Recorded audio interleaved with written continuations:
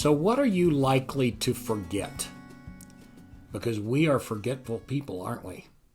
Remembering things is not always the easiest thing on our task list, if we have a task list. But forgetting things like birthdays, anniversaries, something you were supposed to do before you came home, going by the grocery store and picking something up. But forgetting is part of the human condition. And it's part of the human condition, not just in everyday life, but it's definitely part of the human condition as we go through life on the big picture. And some days when things are great, it's not as important, seemingly, to remember important truths about who God is. But when we're in the middle of difficult days, like we are in the middle of difficult days right now, we tend to forget who God is and forget what he has done. But the scriptures say one of the best things for us to do when we are in the middle of difficulties, when we are in the middle of crises, is to remember. To remember, as Psalm 103 says, remember all of his benefits.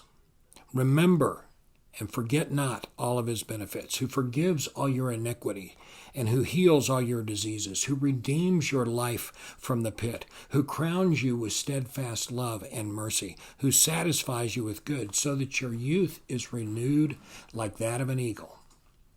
And in the midst of crisis, the first thing we need to do, besides acknowledging who's in control, God himself, is to remember who he is and what he does, and forget not any of his benefits.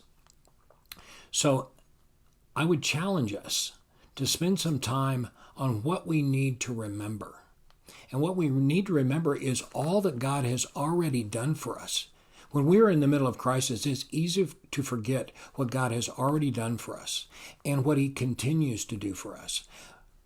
But the psalmist says, do not forget. Remember what he has done. So what have you forgotten about who God is and what he has done for you? And how can you take steps to remember those good things that he has done and engage with the promises that he makes, that he's going to renew us with strength like an eagle? And in the middle of crisis, don't we want to have some strength to meet it? I would say yes, we do. So let's not forget who God is and what he has done, and remember all of his benefits.